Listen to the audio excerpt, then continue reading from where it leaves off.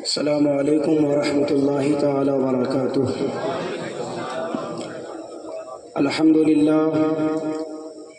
للہ حمد الشاکرین والصلاة والسلام علی اشرف الانبیاء والمرسلین وعلی آلہ واصحابہ اجمعین، اما بعد فاعوذ باللہ من الشیطان الرجیم، بسم اللہ الرحمن الرحیم۔ فلما قضينا عليه الموت وقال رسول الله صلى الله تعالى عليه وسلم إن الله حرم على الأرض أن تأكل أجساد الأنبياء فنبي الله حي يرزق، صدق الله مولانا العلي العظيم وصدق رسوله النبي الأمين الكريم، ونحن على ذلك لمن الشاهدين والشاكرين والذاكرين والحمد لله رب العالمين۔ قال الله تبارك وتعالى في شان عظمة حبيبه الكريم: إن الله وملائكته يصلون على النبي يا أيها الذين آمنوا صلوا عليه وسلموا تسليما۔ اللهم صل على سيدنا شفيعنا حبيبنا وكريمنا ونبينا مولانا محمد بارك وسلم، صلوا عليه صلاة وسلاما عليك يا سيدي یا حبیبی یا رسول اللہ صلی اللہ تعالی علیہ وسلم۔ آپ حضرات بیدار ہیں نا؟ چونکہ آج زندہ نبی کی زندہ باتیں زندہ لوگوں کو سنانے والا ہوں، اس لیے بیداری کے ساتھ اس ٹاپک کو بالخصوص آپ حضرات سنیں گے، چونکہ جب یہ عقیدہ پختہ ہو جائے گا نا کہ نبی زندہ ہیں، تو پھر آپ کو لطف آئے گا نبی پر درود بھیجنے میں بھی اور نبی سے مدد مانگنے میں بھی۔ اللہ ہم سب کو حق کہنے، حق سننے، حق پر عمل کی توفیق عطا فرمائے۔ عزیزان گرامی، ہم اور آپ دیکھتے ہیں کہ جب کوئی انسان کسی لائق نہیں رہتا، اس سے کوئی امید نہیں ہوتی کسی کو، تو ڈائریکٹ یہ کہہ دیتا ہے کہ تو مردہ ہے کہ نہیں؟ یعنی کہ کسی کی تذلیل کے لیے، کسی کی بے عزتی کے لیے، جس سے کوئی امید نہ ہو کسی قسم کی، معاشرہ اس کو مردہ کہتا ہے۔ وہابیہ دیابنا نے اپنی کتابوں میں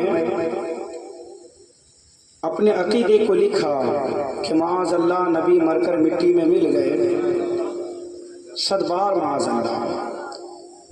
اور ان کا مقصد یہ تھا کہ اگر امت مسلمہ اس ایک عقیدے کو ایکسیپٹ کر لیتی ہے، اور وہ عقیدہ کیا کہ نبی مر کر مٹی میں مل گئے، ان کی سوچ یہ تھی کہ اگر اس نبی کی امت نے اس عقیدے کو مان لیا تو اس کے بعد بہت سے مسئلوں کو سمجھانا ہمارے لیے آسان ہو جائے گا، چونکہ یہ معاشرہ اس بات کو تسلیم کرتا ہے کہ جو مر جاتا ہے اس سے کوئی امید نہیں ہوتی ہے۔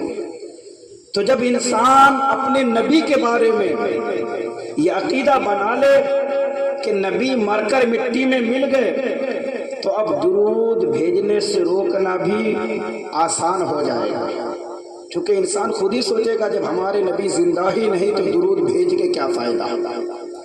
وسیلے سے روکنا آسان ہو جائے گا، بہت آسانی سے انسان سمجھ لے گا کہ جب نبی زندہ ہی نہیں ہے، جو مر گیا وہ کچھ کر ہی نہیں سکتا، سب انسان جانتا ہے اس بات کو، تو پھر وسیلہ ہم کیوں کر طلب کریں؟ تو انہوں نے اس عقیدے کو پھیلانے کی کوشش کی کہ امت مسلمہ اس بات کو مان لے کہ معاذ اللہ نبی مر کر مٹی میں مل گئے، لیکن قربان جاؤں اعلیٰ حضرت کی ذات پر، قربان جاؤں اعلیٰ حضرت کی شان پر، قربان جاؤں اعلیٰ حضرت کے علم پر، قربان جاؤں اعلیٰ حضرت کے عشق پر۔ آپ فرماتے ہیں یہ زندہ امت زندہ نبی کی عزت پر ہمیشہ پہرا دیتی آئی ہے، دیتی آئے گی۔ آپ نے اس امت کی ترجمانی اس طور پر، اس امت کے عقیدے کی ترجمانی اس طور پر کی ہے، تو زندہ ہے واللہ، تو زندہ ہے واللہ، میرے چشم عالم سے چھپ جانے والے۔ فرماتے ہیں اعلیٰ حضرت انبیاء کو بھی اجل آنی ہے، اجل کا معنی ہوتا ہے موت۔ فرماتے ہیں انبیاء کو بھی اجل آنی ہے، مگر ایسی کہ فقط آنی ہے، پھر اسی آن کے بعد ان کی حیات مثل سابق وہی جسمانی ہے۔ روح تو زندہ ہے، روح تو زندہ ہے سب کی، مگر ان کا روح مرتی نہیں ہے، روح زندہ ہے۔ فرماتے ہیں روح تو زندہ ہے مگر ان کا جسم پر نور بھی روحانی ہے، اور ان کی ازواج کو جائز ہے نکاح۔ ازواج بیوی کو بولتے ہیں، زوج کی جمع ازواج۔ فرماتے ہیں اعلیٰ حضرت عقیدہ دے رہے ہیں، فرماتے ہیں ان کی ازواج کو جائز ہے نکاح، اس کا ترکہ بٹے جو فانی ہے، اس کا ترکہ بٹے جو فانی ہے۔ اور فرماتے ہیں یہ ہیں حی ابدی رضا، ان کو صدق وعدہ کی قضا مانی ہے۔ یہ ہیں حی ابدی، اللہ ہے حی لا یموت، حضور ہیں حی ابدی، یہی فرق ہے۔ ایک آن کے لیے حضور پر موت طاری ہوئی، لیکن پھر سے مثل سابق وہی جسمانی ہے۔ یہ ہے ابدی رضا، ان کو صدق وعدہ کی قضا مانی ہے، صدق وعدہ کی قضا مانی ہے۔ جو اللہ کا وعدہ ہے نا، کل نفس ذائقۃ الموت، اس وعدہ کی سچائی کے لیے کچھ دیر کے لیے صرف حضور پر موت طاری ہوئی ہے، پھر اس کے بعد مثل سابق وہی جسمانی ہے۔ حضرات، موت کی دو قسمیں ہوتی ہیں۔ ایک موت وہ ہوتی ہے جس کو موت عادی کہا جاتا ہے، عادی عین کے ساتھ، آدھی نہیں عادی۔ اور ایک موت حقیقی ہوتی ہے۔ موت عادی کیا کہ انسان کے جسم سے روح نکل جائے، اس کو بولتے ہیں موت عادی۔ اسی طرح سے حیات کی بھی دو قسمیں ہوتی ہے، ایک حیات عادی ہوتی ہے اور ایک حیات حقیقی ہوتی ہے۔ سمجھے آپ اتنی بات؟ یہ سمجھیں گے تو آگے کا مسئلہ سمجھنا آپ کے لیے آسان ہوگا۔ اب دیکھیے، بہت سی ایسی چیزیں ہیں کہ ان میں روح نکلنے کے بعد بھی حیات باقی رہی۔ بہت سی ایسی چیزیں ہیں کہ اس میں روح بھی نہیں، پھر بھی ان کو زندگی ملی۔ آپ کہیں گے کیسے؟ کوئی مثال؟ تو صحیح مسلم شریف، کیا کتاب کا نام؟ صحیح مسلم۔ یہ سنانے والا صحیح مسلم، آپ سب سننے والے صحیح مسلم۔ ہاں، کتاب بھی صحیح مسلم، سنانے والا بھی الحمدللہ صحیح مسلم، سننے والے سب کے سب صحیح مسلم۔ صحیح مسلم شریف میں ہے، ایک تابعی ہے، تابعی سمجھتے ہیں نا کسے کہا جاتا ہے؟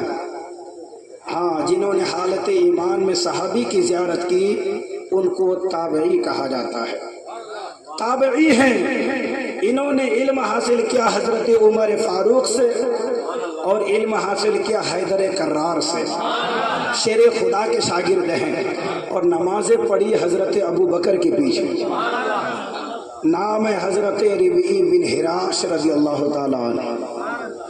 انہوں نے قسم کھائی تھی کہ جب تک میں اپنا خاتمہ اچھا نہ دیکھ لوں اور جب تک میں اپنے آپ کو جنتی نہ دیکھ لوں تب تک میں مسکراؤں گا نہیں۔ کیا قسم کھائی؟ جب تک میں اپنے آپ کو جنتی نہ دیکھ لوں تب تک میں مسکراؤں گا نہیں۔ انہوں نے یہ قسم کھائی۔ حضرت ربعی بن حراش رضی اللہ تعالی عنہ، ان کا انتقال ہو جاتا ہے، ان کا وصال ہو جاتا ہے۔ وصال ہو جانے کے بعد جب ان کو غسل دیا جا رہا تھا، جب ان کو غسل دینے کے بعد کفن پہنایا جا رہا تھا، لوگوں نے کیا دیکھا کہ یہ مسکرا رہے ہیں، یہ ہنس رہے ہیں، وصال ہو چکا ہے، روح جسم سے نکل چکی ہے، کوئی صحابی نہیں ہے، صحابی کے غلام تابعی ہیں، لیکن حال یہ ہے کہ مسکرا رہے ہیں۔ جب کفن پہنا دیا گیا ہے، جنازہ بالکل تیار ہے، کفن سے ہاتھ نکالتے ہیں، کہتے ہیں السلام علیکم۔ لوگوں نے کہا وعلیکم السلام۔ کہا اتتکلم بعد الموت، کیا مرنے کے بعد تم باتیں کر رہے ہو؟ کہا نام اتکلم بعد الموت۔ کہا ہاں میں مرنے کے بعد باتیں کر رہا ہوں۔ اب جب لوگوں نے دیکھا کہ ایک مردہ بول پڑا ہے، ایک مردہ باتیں کر رہا ہے، ایک عجوبہ ہو گیا، لوگ اس سے طرح طرح کے سوالات کرنے لگے، یہ جوابات دینے لگے۔ جب بہت زیادہ تاخیر ہو گئی، بہت دیر تک سوال و جواب کا یہ سیشن چلتا رہا، وہ تابعی حضرت ربعی بن حراش فرماتے ہیں اجلوا بی ولا تؤخروا بی لأن ابا القاسم ينتظر الصلاة علی۔ اے لوگو مجھے باتوں میں نہ الجھاؤ، امام الانبیاء میری نماز جنازہ کا انتظار فرما رہے ہیں، امام الانبیاء میری نماز جنازہ کا انتظار فرما رہے ہیں۔ لوگوں نے کہا ایک سوال کا جواب تو دو کہ تم جو اس دنیا سے گئے تو اپنے رب کو کس حال میں پائے؟ فرماتے ہیں لقیت ربی غیر غضبان واستقبلنی بروح و ریحان، کہ میں اس حال میں اپنے رب سے ملا کہ میرا رب بالکل غضب میں نہیں تھا، بالکل جلال میں نہیں تھا، اور روح و ریحان سے یعنی پھولوں سے میرے رب نے میرا استقبال کیا۔ یہ حضور کی بات نہیں بتا رہا، صحابی بھی نہیں، تابعی کی بات بتا رہا ہوں۔ روح جسم سے نکل چکی ہے لیکن زندگی باقی ہے۔ اب دو گروہ ہو گئے، لوگ آپس میں باتیں کرنے لگے کہ ایسا کیسے ہو سکتا ہے کہ کوئی مردہ بولے، روح نکلنے کے بعد کوئی باتیں کیسے کر سکتا ہے؟ کسی نے کہا نہیں ہو سکتا ہے، انسان بڑا نیک تھا، متقی تھا، پرہیزگار تھا، قسم کھایا تھا جب تک اپنی آخرت اچھی نہ دیکھ لوں نہیں ہنسوں گا، نہیں بولوں گا۔ ہوا یہ کہ اس نے اپنی آخرت کو اچھی دیکھ لیا ہے تو ہنس رہا ہے، بول رہا ہے۔ کسی نے کہا کہ نہیں یہ بات سمجھ میں آنے والی نہیں ہے، کہا کہ چلو ابھی ام المومنین حضرت عائشہ حیات سے ہیں، حضرت عائشہ کی بارگاہ میں یہ لوگ حاضر ہوئے اور کہا ماں ام المومنین حضرت عائشہ یہ واقعہ پیش آیا ہے، ایک شخص مرنے کے بعد بھی باتیں کرتا ہے، کیا ایسا ہو سکتا ہے؟ حضرت عائشہ کا جواب سنو۔ حضرت عائشہ فرماتے ہیں تم تعجب میں کیوں پڑھتے ہو؟ اس میں تعجب ہونے والی کیا بات ہے؟ میرے سرتاج امام الانبیاء فرما گئے ہیں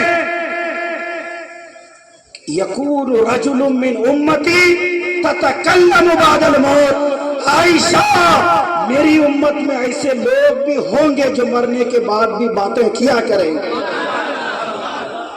مسئلہ حل فرما دیا۔ حضرت عائشہ نے بھی بتا دیا روح جسم سے نکل جائے تو انسان مرتا نہیں ہے بلکہ اسے اللہ چاہے تو اسے پھر زندگی عطا فرما دے۔ اس لیے کہ ہم روح کو زندگی دینے والا نہیں مانتے ہیں بلکہ ہمارا عقیدہ کیا ہے؟ زندگی دینے والا میرا رب ہے۔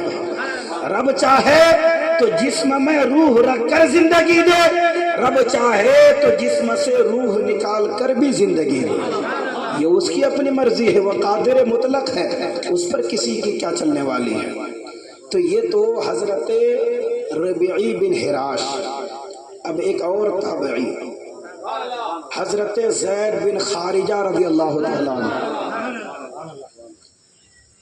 جب ان کا وصال ہوا، یہ بھی تابعی ہے، جب ان کا وصال ہوا جنازہ تیار ہے، لوگ حاضر ہیں نماز جنازہ پڑھنے کے لیے. اتنے میں ایک آواز آتی ہے. آواز یہ تھی احمد فی الکتاب الاول، ابو بکر صدیق الاکبر فی الکتاب الاول، عمر الفاروق الاعظم فی الکتاب الاول، عثمان ذو النورین فی الکتاب الاول.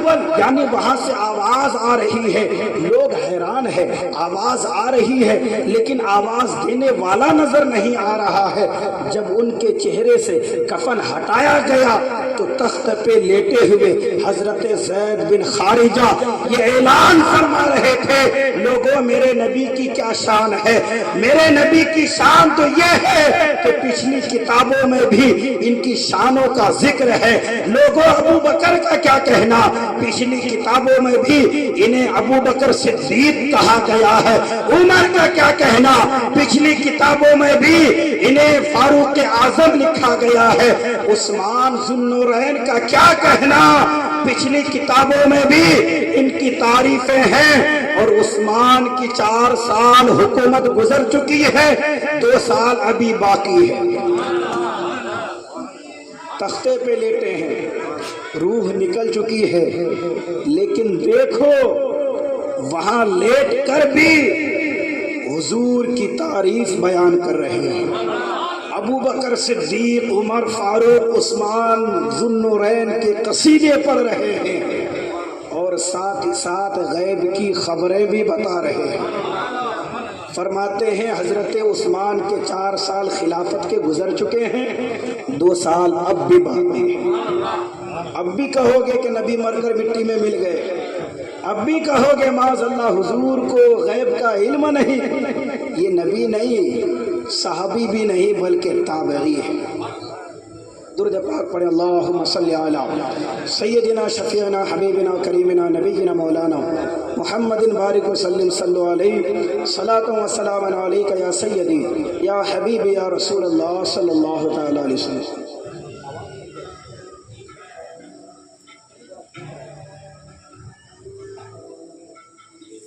ایک بار اور درود پاک پڑھ لیں. اللہم صلی علی سیدنا شفیعنا حبیبنا کریمنا نبینا مولانا محمد بارک وسلم صلو علیہ صلاۃ و سلام علیک یا سیدی یا حبیبی یا رسول اللہ صلی اللہ تعالی علیہ وسلم. یہ تو تھے تابعی، اور وہ کہ جن کے جسم میں کبھی روح تھی پھر روح نکل گئی، یہ ان کی زندگی. اب آئیے ایک ایسی زندگی بتاتا ہوں کہ جس میں کوئی روح کبھی رہی نہیں، نہ روح انسانی نہ روح حیوانی، کسی قسم کی کوئی روح نہیں. بڑا مشہور واقعہ ہے. اس واقعے کو حضرت امام ابو نعیم دلائل النبوہ میں لکھتے ہیں اور علامہ رومی مثنوی شریف میں لکھتے ہیں. واقعہ یہ ہے کہ ابو جہل اپنی مٹھی میں کچھ کنکریاں لے کر آیا.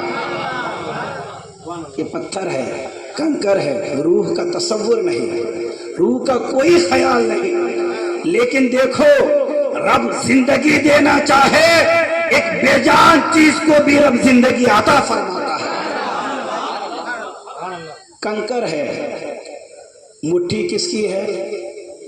بولیے نا، ابو جہل کی. میں نے کہا زندہ نبی کی زندہ امت ہیں آپ، تو زندگی کا ثبوت دیجئے. نبی کی زندگی کو سن رہے ہیں، بڑا خاص عقیدہ ہے، بہت اہم ٹاپک ہے. کچھ بولیے تاکہ آپ کو یاد رہ جائے. مٹھی کس کی ہے؟ ابو جہل کی. کنکریاں رکھا ہے. ابو جہل حضور کی بارگاہ میں آتا ہے، کہتا ہے اگر تم سچے نبی ہو تو بتاؤ میری مٹھی میں کیا ہے. اب حضور کا جواب سنو. حضور نے فرمایا ابو جہل میں بتاؤں کہ میں کون ہوں یا تیری مٹھی میں جو ہے وہ بتائے کہ میں کون ہوں. کہا اپنی مٹھی کو اپنے کان کے پاس لے کر جا. 8 کنکریاں تھی اس کی مٹھی میں، کان کے پاس لے کر گیا. کنکریوں نے گواہی دی اشہد ان لا الہ الا اللہ واشہد ان محمد رسول اللہ. गवाही देती हूँ अल्लाह एक है और ये नबी अल्लाह के सच्चे नबी है, ये रसूल अल्लाह के सच्चे रसूल है। या रसूल अल्लाह जिंदाबाद मरहबा। एक और बात है, उस्तुने हन्नाना नाम सुना है आप हजरात ने? ये वो लकड़ी थी मस्जिद नबवी शरीफ में जिस पे टेक लगाकर हुजूर खुतबा इरशाद फरमाते थे। एक मर्तबा एक अंसारी साहबी हुजूर की बारगाह में हाजिर हुए, अर्ज करने लगे, या रसूल अल्लाह, एक कारपेंटर मेरा जानने पहचानने वाला है, आप इजाज़त दें तो आपके लिए मिंबर शरीफ बनवा दूं। हुजूर ने फरमाया जैसी मर्जी, हुजूर ने फरमाया जैसी मर्जी। वो साहबी गए, उस कारपेंटर से कहा मेरे नबी के लिए एक अच्छा सा मिंबर बनवाओ। मिंबर तैयार हुआ, मस्जिद नबवी में रखा गया। अब हुजूर उस्तुने हन्नाना में टेक लगाकर नहीं बल्कि इस मिंबर पर टेक लगाकर हुजूर खुतबा इरशाद फरमाते हैं। सहाबा कहते हैं कि हुजूर की जुदाई में वो लकड़ी रोने लगी। वो लकड़ी, उसमें कोई जान थी?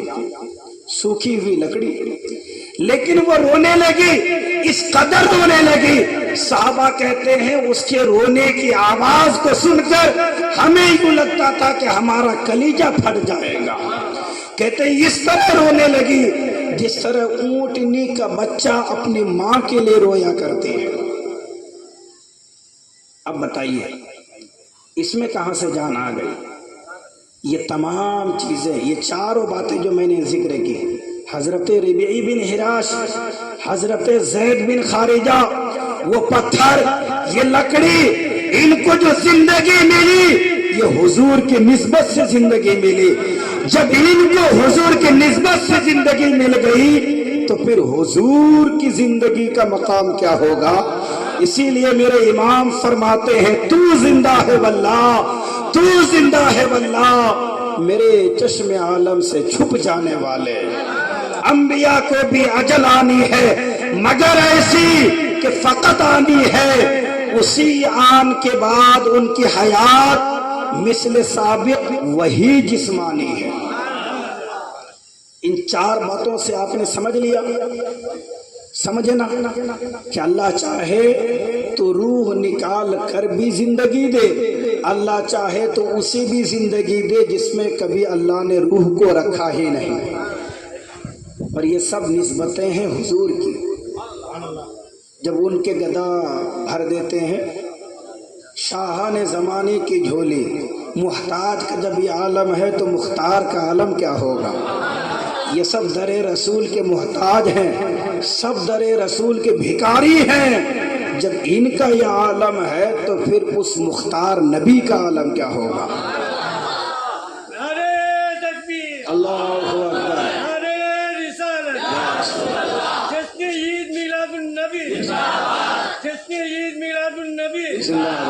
अल्लामा मौलाना मुफ्ती, अल्लामा मौलाना मुफ्ती निशार अहमद साहब।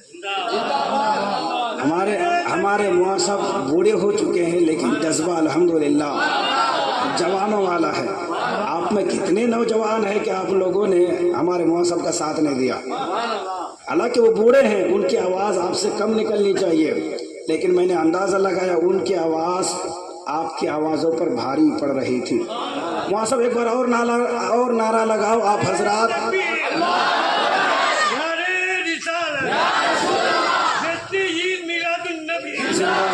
जिंदाबाद जिंदाबाद जिंदाबाद।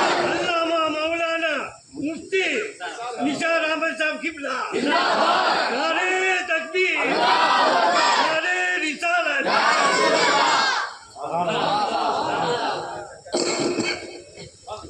अक़ीदा हयातुन नबी एक ऐसा मसला है कि जब इंसान इस अक़ीदे को समझ ले और मजबूत हो जाए तो यकीन जानिए हुजूर से मोहब्बत का जो रिश्ता है ना ये भी मजबूत हो जाता है। इसलिए कि जब आप दुरूद पढ़ेंगे ज़हनो दिमाग में होगा मैं जिंदा नबी की बारगाह में दुरूद भेज रहा हूँ, तो कैफियत ही कुछ अलग होगी। آپ مدد طلب کریں گے، ذہن میں ہوگا زندہ نبی سے مدد مانگ رہا ہوں، تو ایک ایمانی حرارت پیدا ہوگی آپ کے اندر۔ کتنے کم عقل ہیں وہ لوگ جو کہتے ہیں معاذ اللہ نبی مر کر مٹی میں مل گئے۔ اچھا، جب ماننے پر آتے ہیں تو کہتے ہیں کہ اللہ جھوٹ بول سکتا ہے معاذ اللہ۔ دلیل کیا دیتے ہیں؟ ان اللہ علی کل شیء قدیر، اللہ ہر چیز پر قادر ہے۔ جھوٹ ایک چیز ہے تو اللہ اس پر بھی قادر ہے معاذ اللہ۔ جبکہ اللہ کی تعریف یہ ہے کہ اللہ اس ذات کو کہتے ہیں جو تمام صفات کمالیہ کا جامع ہو، سب اچھی خوبیوں کا جو مالک ہے وہ اللہ ہے۔ جھوٹ یہ کوئی اچھی خوبی نہیں ہے۔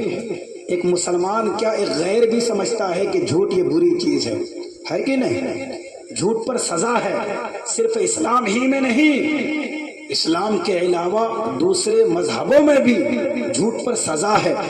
تو جھوٹ جو ایک عیب ہے یہ ماننے پر آیا تو اس کو اللہ کے لیے مان لیا، لیکن جہاں نبی کی شان ماننا تھا، جسے مان کر نبی کی شان اور عظمت لوگوں کے سامنے بتانا تھا، وہاں انہوں نے انکار کر دیا، کہا کہ ہم اس کو نہیں مانتے۔ دلیل کیا دیتے ہیں؟ کل نفس ذائقۃ الموت۔ دلیل دیتے ہیں انک میت و انہم میتون۔ دلیل دیتے ہیں حضور نے فرمایا انی مقبوض۔ ہم اہل سنت والجماعت کہتے ہیں بے شک یہ حدیث حق ہے، قرآن پاک کی یہ آیتیں حق ہیں۔ ہم انکار نہیں کرتے کہ حضور پر موت طاری نہیں ہوئی، اس لیے کہ حضور مخلوق ہیں، موت طاری ہوئی ہے، لیکن حضور کی موت اور باقی لوگوں کی موت میں بڑا فرق ہے۔ وہ کیا فرق ہے؟ امام کی زبان پہ انبیاء کو بھی اجل آنی ہے، مگر ایسی کہ فقط آنی ہے، اسی آن کے بعد ان کی حیات مثل سابق وہی جسمانی ہے۔ اور فرمایا اس کی ازواج کو جائز ہے نکاح، اس کا ترکہ بٹے جو فانی ہے۔ اس شعر میں میرے امام نے دو عقیدے کو بیان فرمایا ہے، دو عقیدے کو۔ حضور کی جو بیویاں ہیں ان کے لیے حکم ہے کہ یہ کبھی بھی کسی سے نکاح نہیں کر سکتی، تو میرے امام فرماتے ہیں نکاح اس عورت کا دوسرے سے ہو سکتا ہے جس کے شوہر کا انتقال ہو گیا ہو۔ ہمارا تو عقیدہ یہ ہے کہ حضور زندہ ہے، اسی لیے حضور کی بیویاں دوسرے سے نکاح نہیں کر سکتی۔ ساتھ ہی میرے امام فرماتے ہیں ترکہ اس کا بٹے جو فانی ہے۔ فرماتے حضور کا ترکہ نہیں بٹا۔ حضرت فاطمہ گئی تھی حضور کی بارگاہ میں، عرض کرنے لگی یا رسول اللہ ہذان ابنا، یا رسول اللہ یہ میرے دونوں بیٹے ہیں، ان دونوں بیٹوں کو کچھ عطا فرمائیے۔ حضور کے وصال سے کچھ وقت پہلے حضرت فاطمہ گئی تھی، تو میرے اور آپ کے آقا صلی اللہ علیہ وسلم نے فرمایا فاطمہ میری بیٹی، ہم نبیوں کی جماعت اپنے وارثین کو مال و دولت ترکہ میں نہیں دیتے بلکہ علم و حکمت ترکہ میں دیتے ہیں۔ اور یہ شیعہ حضرات باغ فدق کو لے کر بہت پھدک کرتے ہیں۔ یہ شیعہ حضرات کہتے ہیں حضرت ابو بکر صدیق نے حق مار لیا حضرت فاطمہ کا، حضرت ابو بکر صدیق نے اہل بیت کے ساتھ ناانصافی کی۔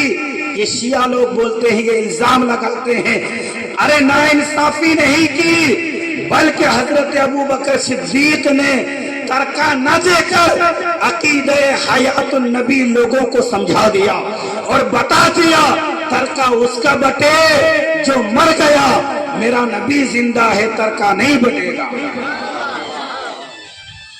حضرت ابو بکر صدیق نے اگر ناانصافی کی تھی تو حضرت عمر کا زمانہ آیا، حضرت عثمان کا زمانہ آیا، خود مولا علی بھی امیر المومنین رہے، مولا علی حصہ نکال لیتے۔ حضرت علی نے بھی حصہ نہیں نکالا، مطلب یہ کہ علی شیر خدا بھی زمانے کو یہ بتا رہے تھے کہ لوگوں دیکھو اب میری حکومت ہے، میں مالک ہوں، جو چاہوں وہ کر سکتا ہوں، لوگوں کا امیر ہوں، لیکن میں حصہ نہیں نکال رہا ہوں، اس لیے کہ حصہ اس کا نکالا جاتا ہے جو مر جاتا ہے، ترکہ اس کا بٹتا ہے جو ختم ہو جاتا ہے، اس نبی کا ترکہ کیسے بٹے جو نبی زندہ ہے۔ میرے امام فرماتے ہیں یہ ہے ابدی رضا، ان کو صدق وعدہ کی قضا مانی ہے۔ درود پاک پڑھیں، اللہم صلی علی سیدنا شفیعنا حبیبنا وکریمنا ونبینا مولانا محمد بارک وسلم صلو علیہ صلاۃ و سلام علیک یا سیدی یا حبیبی یا رسول اللہ صلی اللہ تعالی علیہ وسلم۔ حضرت شاہ عبدالحق محدث دہلوی رحمۃ اللہ تعالی علیہ جذب القلوب الی دیار المحبوب اپنی اس کتاب میں لکھتے ہیں کہ حضور صلی اللہ علیہ وسلم کے پردہ فرمانے کے 3 دن کے بعد ایک شخص، دیہاتی شخص، گاؤں میں رہنے والا حضور کے مزار پر آیا اور آ کر یوں دعا کرنے لگا، یا رسول اللہ میں اپنی جان پر ظلم کر بیٹھا ہوں، مجھ سے گناہ ہو چکا ہے، اور رب کا فرمان ہے وَلَوْ أَنَّهُمْ إِذْ ظَلَمُوا أَنفُسَهُمْ جَاءُوكَ فَاسْتَغْفَرُوا اللَّهَ وَاسْتَغْفَرَ لَهُمُ الرَّسُولُ لَوَجَدُوا اللَّهَ تَوَّابًا رَحِيمًا۔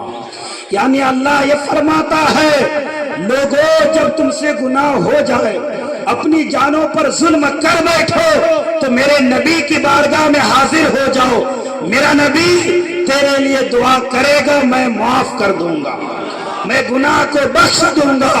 یا رسول اللہ میں آپ کے پاس اپنے گناہوں کی معافی کے لیے حاضر آیا ہوں۔ کب آئے ہیں؟ حضور کے وصال کے 3 دن کے بعد، اور یہ حدیث حضرت علی سے مروی ہے، اور لکھنے والے حضرت شیخ عبدالحق محدث دہلوی، کتاب کا نام جذب القلوب الی دیار المحبوب۔ اس کتاب میں لکھتے ہیں جب انہوں نے روضہ رسول میں پہنچ کر یہ دعا کی، یا رسول اللہ میں اپنے گناہوں کی معافی کے لیے آپ کی بارگاہ میں حاضر ہوا ہوں، حضرت علی فرماتے ہیں قسم رب ذوالجلال کی، حضور کے مزار مبارک سے آواز آئی قد غفر اللہ لکا، اے انسان جا اللہ نے تجھے معاف فرما دیا ہے۔ اب بتائیے اگر نبی مر کر مٹی میں مل گئے، اگر نبی سن نہیں سکتے، اگر نبی مدد کر نہیں سکتے، تو حضور کے مزار سے کس نے یہ آواز دی قد غفر اللہ لکا، کہ اللہ نے تجھے معاف فرما دیا ہے۔ ماننا پڑے گا حضور اب بھی زندہ ہیں۔ حدیث پاک ان اللہ حرم علی الارض ان تأکل اجساد الانبیاء فنبی اللہ حی یرزق، اللہ کے نبی کا اعلان ہے بے شک اللہ نے زمین پر حرام کر دیا ہے کہ وہ نبیوں کے جسموں کو کھائیں، بے شک اللہ نبیوں کو زندگی عطا فرمایا ہے اور انہیں روزی دی جاتی ہے۔ حضرت قسم بن عباس بن عبد المطلب رضی اللہ تعالی، یہ حضور کے چچا کے بیٹے ہیں، حضرت عباس کے بیٹے، حضرت قسم نام ہے ان کا۔ یہ کہتے ہیں کہ حضور صلی اللہ تعالی علیہ وسلم کو جب مزار مبارک پر رکھا گیا، مزار کے اندر قبر شریف میں، تو فرماتے ہیں سب لوگ باہر آ گئے تھے، میں آخری وہ شخص تھا کہ جو حضور کے پاس کھڑا تھا۔ اچانک جب میں نکلنے لگا تو میں نے کیا دیکھا، حضور کے لبہائے مبارک ہل رہے ہیں، حضور کچھ پڑھ رہے ہیں، حضور کچھ مانگ رہے ہیں، میں نے اپنے کان کو جب حضور کے ہونٹ کے قریب کیا تو میں نے کیا سنا؟ حضور قبر انور میں لیٹ کر فرما رہے ہیں رب حبلی امتی، رب حبلی امتی۔ جو نہ بھولے ہم غریبوں کو رضا، یاد اس نبی کی اپنی عادت کیجیے۔ قبر شریف میں جا کر بھی حضور ہمیں نہیں بھولے، مزار میں بھی نہیں بھولے، معراج میں بھی نہیں بھولے، ہمیشہ حضور نے ہم غلاموں کو یاد رکھا ہے۔ اب وہ کتنا کم نصیب ہے جو اس نبی کے آمد پر بھی ان جیسی پاک محفلوں میں نہیں آتا ہے۔ وہ نبی تو کبھی بھولے ہی نہیں ہمیں۔ ایک موقع تھا کہ ان جیسی پاک محفلوں میں حاضری دے کر اس نبی کی شان سنیں، اس نبی کی عظمت سنیں، اس نبی کا مقام، اس نبی کے تذکرے کو سنیں۔ ایک اچھا موقع تھا۔ تو حضرت قسم بن عباس کہتے ہیں کہ حضور کو جب لٹا دیا گیا، جب بھی حضور فرما رہے تھے رب حبلی امتی، رب حبلی امتی۔ اور جب کل قیامت کا دن ہوگا وہاں بھی حضور اپنی امت کو نہیں بھولیں گے۔ حضور فرماتے ہیں کہ قیامت کے دن میں اپنی امت کو پہچان لوں گا۔ اب سوال یہ پیدا ہوتا ہے کہ وہاں تو حضرت آدم سے لے کر حضور تک اور قیامت تک جتنے بھی لوگ آئے ہیں جو آنے والے ہیں وہ سب جمع ہوں گے، تو حضور اپنی گناہگار امت کو کیسے پہچانیں گے؟ کیونکہ سب انسان ہی ہیں۔ حضرت آدم کی امت وہ بھی انسان، حضرت شیس، حضرت یحییٰ، حضرت نوح، حضرت موسیٰ، حضرت ہود، حضرت صالح، حضرت ابراہیم، اسماعیل، اسحاق، یعقوب، جتنے بھی انبیاء آئے ہیں سب کی جو امت ہے وہ انسان ہے۔ سب کے ناک، کان، منہ، زبان، ہاتھ، پیر سب ایک جیسے۔ وہ تو قارون ہے جو کہتا تھا کہ ایک زمانے میں انسان کبھی بندر ہوا کرتا تھا، لیکن آج لوگوں کے حالات دیکھتا ہوں تو کبھی خیال آتا ہے کہ حقیقت میں کیا انسان کبھی بندر تھا؟ انسان کھڑے ہو کے پیشاب کر رہا ہے، بتائیے کوئی انسانیت ہے؟ انسان کھڑے کھڑے کھا رہا ہے، بتائیے کوئی انسانیت ہے؟ ایک دور آئے گا جب انسان بھاگ بھاگ کر کھائے گا، معلوم ہی نہیں ہوگا کھانا کھا رہا ہے کہ کبڈی کھیل رہا ہے۔ یہ ترقی کر رہا ہے انسان، یہ ترقی نہیں ہے، ترقی حضور کی غلامی میں ہے۔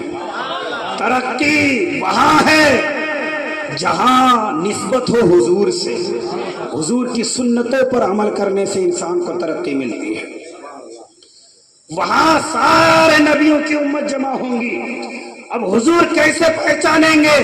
حضور نے خود ہی بتایا، خود ہی ارشاد فرمایا کہ میں اپنی امت کو پہچانوں گا اس طور پر کہ میری امت جو وضو کرتی ہے نا، اس وضو کرنے کی برکت سے اس کے چہرے کو اللہ اس دن اور منور کر دے گا، ان کے چہرے اور نورانی ہو جائیں گے، چہرے چمکتے ہوں گے۔ اس چمک سے میں اپنی گناہگار امت کو پہچان لوں گا۔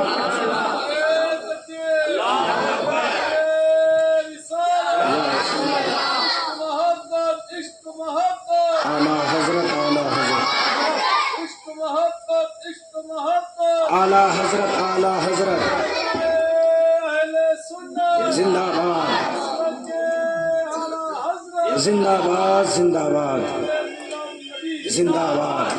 اچھا کوئی اب یہ نہ سمجھے کہ چہرہ چمکانے کا حضرت نے آسان سا نسخہ دے دیا، کیونکہ آدھی ادھوری بات اگر سنیں گے تو پھر کیا ہوگا کہ ایک مولانا صاحب تقریر کر رہے تھے کہ نماز ضروری ہے، اور بالکل ضروری ہے، نماز کو اس کے وقت پر ادا کرنا یہ فرض ہے، کمپلسری ہے۔ اگر بہت زیادہ ٹھنڈی ہو، وضو کرنے پر قادر نہیں، پانی نقصان دہ ہو، تو ایسے میں تیمم کر لو مگر نماز نہ چھوڑو۔ یہ مسئلہ بیان کر رہے تھے۔ ایک شخص اس کو سنا، گھر گیا، رات کو سویا، صبح جب اٹھا تو بہت زیادہ ٹھنڈی تھی، پانی ٹچ کیا تو اس نے سمجھا کہ میں تو بیمار پڑ جاؤں گا، وضو کرنے لائق پانی نہیں ہے۔ حضرت نے مسئلہ بتایا تھا تیمم کا، میں تیمم کر لیتا ہوں۔ تیمم کا طریقہ ہے ہاتھ کو زمین پہ مارنا ہے، چہرے پہ مل لینا ہے، یہ تیمم کا طریقہ ہے۔ اتفاق سے ان کی جو بیگم تھی، ان کی جو وائف تھی، انہوں نے روٹی بنا کر رات کو توا جو ہے الٹا کر کے رکھ دیا تھا۔ اب یہ گیس ہے، پہلے چولہے میں کھانا پکتا تھا، اب بھی گاؤں دیہات میں چولہے ہی میں کھانا پکاتی ہیں۔ وہ شخص اٹھا اندھیرے میں، اس نے سوچا میں زمین پہ ہاتھ مار رہا ہوں، ہاتھ توے پہ مارا، اپنے چہرے پہ مل لیا، نماز پڑھی، بیگم کی بارگاہ میں حاضری دی، کہا بیگم رات کو میں نے سنا تھا کہ وضو سے چہرہ چمکتا ہے، وضو کا موقع نہ ملے تیمم کر لو تو بھی چہرہ چمکے گا۔ میں نے تیمم کر کے نماز پڑھی، ذرا دیکھو تو میرا چہرہ چمک رہا ہے کیا؟ میرے چہرے میں چمک ہے، نورانی ہے۔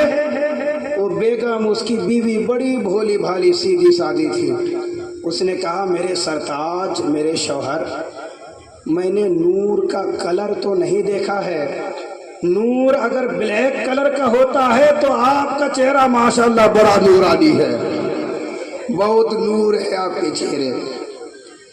تو حضرات آدھا مسئلہ نہیں سننا چاہیے، پورا مسئلہ۔ درود پاک پڑھے، اللہم صلی علی سیدنا شفیعنا حبیبنا کریمنا نبینا مولانا محمد بارک وسلم، صلو علیہ صلاۃ و سلام علیک یا سیدی یا حبیبی یا رسول اللہ صلی اللہ تعالی علیہ وسلم۔ تو وہ وضو کہ جس وضو کے کرنے کے بعد نماز پڑھے تو اس سے چہرہ چمکے گا۔ ہاں، نہیں تو بس آپ کہیں کہ حضرت نے کہا تھا وضو کرو چہرہ چمکے گا تو بار بار خالی وضو کرو اور قیامت والے دن میرا دامن پکڑ لو۔ ہاں، نماز پڑھیں گے پھر قیامت والے دن دامن پکڑنا، میں نے چونکہ حضور نے ضمانت دی ہے، وضو کر کے نماز پڑھو تو چہرہ چمکے گا، اس چمک سے میں اپنے گنہگار امت کو پہچان لوں گا۔ تو وہ نبی مزار میں بھی ہمیں نہیں بھولے، میدان محشر میں بھی نہیں بھولیں گے، پیش حق مزدہ شفاعت کا سناتے جائیں گے، یہ ہے میرے نبی قیامت کے دن۔ اچھا، میں عرض کر رہا تھا حیات النبی کا مسئلہ ہے نا، کہ حضور صلی اللہ تعالی علیہ وسلم کیسے زندہ ہے۔ اب دیکھیں حضرت سیدنا ابو بکر صدیق رضی اللہ تعالی عنہ، اس کو علامہ فخر الدین رازی نے تفسیر کبیر میں لکھا ہے کہ جب حضرت ابو بکر صدیق کے وصال کا وقت قریب آیا، آپ نے جہاں بہت سی وصیتیں کی، وہیں پر آپ نے ایک وصیت یہ بھی فرمائی کہ اے علی، اور دوسرے صحابہ سے خطاب فرمایا کہ جب میرا وصال ہو جائے، جنازہ تیار ہو جائے، سب کچھ تیار کر لینے کے بعد مجھے حضور کے مزار کے سامنے لے جا کر رکھنا اور حضور سے پوچھنا یا رسول اللہ ابو بکر آیا ہے، آپ اجازت دیں تو آپ کے پہلو میں یہ دفن ہونا پسند کرتے ہیں، اگر اجازت نہیں دیں گے تو مجھے اٹھا کر جنت البقیع میں عام مسلمانوں کے پاس دفنا دینا۔ یہ وصیت کی کس نے؟ حضرت ابو بکر صدیق رضی اللہ تعالی عنہ نے۔ حضرت ابو بکر اس وقت امیر المومنین تھے، آپ چاہتے آپ فرما دیتے آرڈر آرڈر، مائی آرڈر، میرا آرڈر یہ ہے کہ میرے وصال کے بعد مجھے حضور کے پہلوؤں میں دفنانا، یہ فرما سکتے تھے حضرت ابو بکر، لیکن آپ نے یہ نہیں فرمایا۔ کیوں؟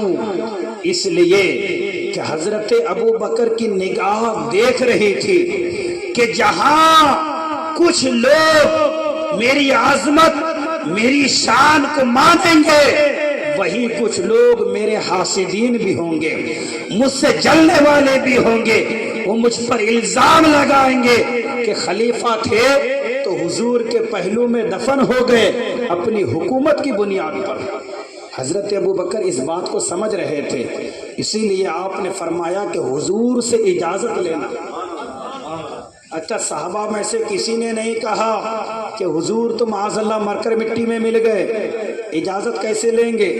اور حضرت ابو بکر نے بھی یہ کہہ کر اپنا عقیدہ واضح کر دیا کہ حضور زندہ ہے، جبھی تو کہا کہ اجازت لینا، اجازت ملے تو دفنانا، ورنہ عام مومنین کے قبرستان جنت البقیع میں دفنا دینا۔ اب ہوا کیا، جنازہ تیار کر کے حضور کے روضے کے سامنے حضرت ابو بکر کو رکھا گیا اور کہا یا رسول اللہ ھذا ابو بکر الصدیق، یا رسول اللہ یہ ابو بکر ہیں، آپ کے پہلو میں آپ کے بازو میں دفن ہونے کی خواہش رکھتے ہیں، یا رسول اللہ کہ آپ اجازت دیتے ہیں؟ صحابہ فرماتے ہیں رب کعبہ کی قسم ہم نے دیکھا دروازہ خود بخود کھلا، روضہ انور سے آواز آئی ادخل الحبیب الی الحبیب۔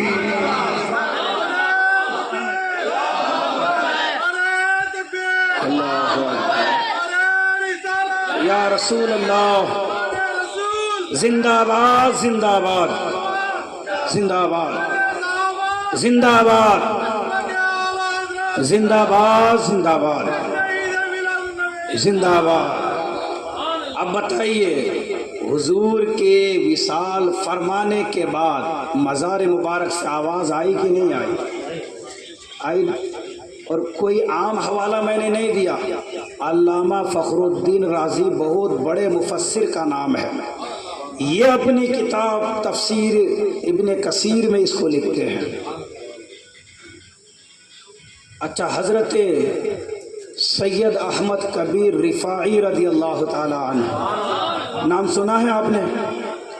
سن 550 پر 5 ہجری، یہ کون سا ہجری ہے بتائیے؟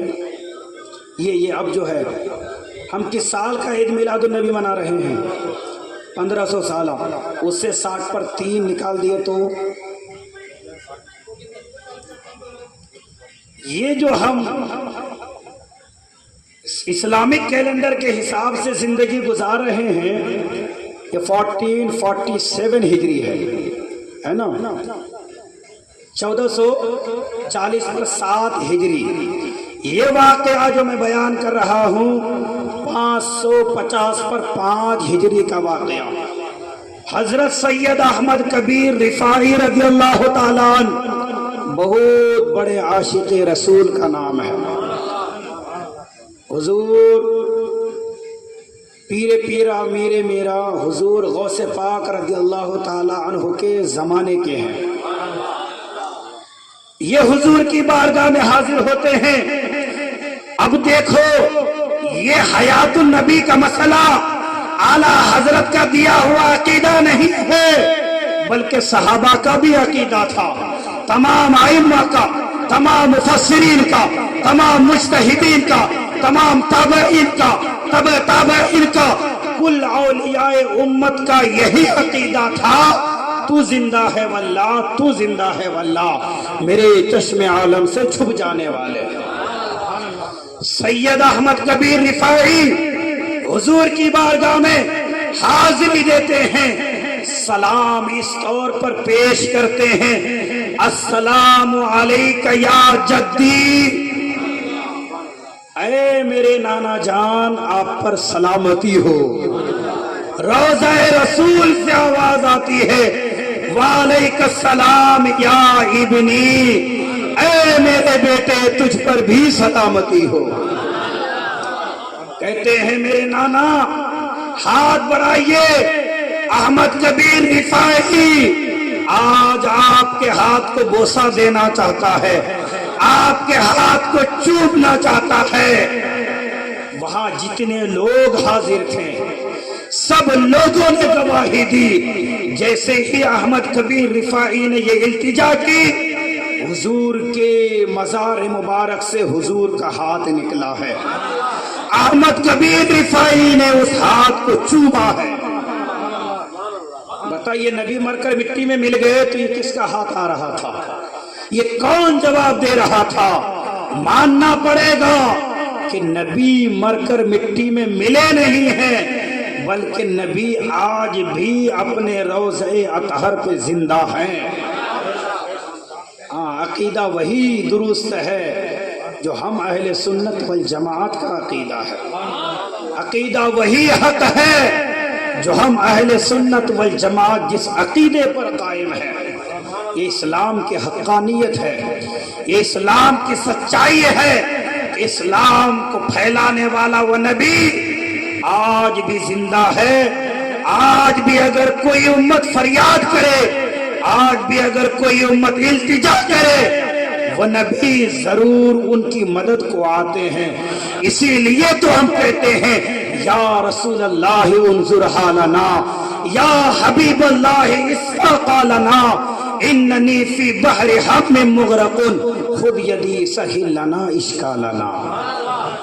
نعرے تکبیر، نعرے رسالت، یا رسول اللہ، عشق محبت، عشق محبت، اعلیٰ حضرت، اعلیٰ حضرت، نسل کے اعلیٰ حضرت، زندہ باد، زندہ باد، قیامت، مرحبا قیامت، مرحبا قیامت، مرحبا قیامت، مرحبا قیامت، مرحبا، عید میلاد النبی، زندہ باد۔ علماء اہل سنت، درود پاک پڑھیں، اللہم صلی علی سیدنا شفیعنا حبیبنا و کریمنا نبینا مولانا محمد بارک وسلم، صلو علیہ صلاۃ و سلام علیک یا سیدی یا حبیبی یا رسول اللہ صلی اللہ تعالی علیہ وسلم۔ آپ کے ذہن شریف میں بات بیٹھ رہی ہے نا جی؟ ہاں، بات بیٹھ رہی ہے تو آگے بیان کروں۔ کوئی ویسے مشکل بات بھی نہیں ہے، آسان لب و لہجے میں سمجھانے کی کوشش کرتا ہوں۔ سید احمد کبیر رفاعی رضی اللہ تعالی عنہ کے لیے بھی حضور صلی اللہ علیہ وسلم کا دست مبارک باہر آیا اور حضور نے اپنے مزار مبارک سے ان کو جواب بھی ارشاد فرمایا۔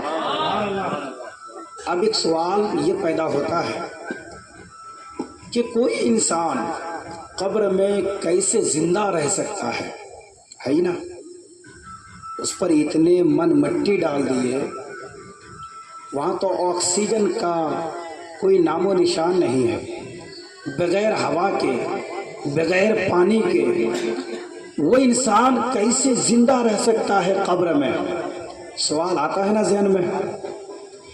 قرآن کہتا ہے، شہیدوں کی زندگی کو بیان کر رہا ہے میرا رب، وَلَا تَقُولُوا لِمَنْ يُقْتَلُ فِي سَبِيلِ اللَّهِ أَمْوَاتٌ بَلْ أَحْيَاءٌ وَلَكِنْ لَا تَشْعُرُونَ۔ جو اللہ کی راہ میں قتل ہوتے ہیں، جو اللہ کی راہ میں شہید ہوتے ہیں، انہیں مردہ نہ کہو، بل احیاء، بلکہ وہ زندہ ہیں۔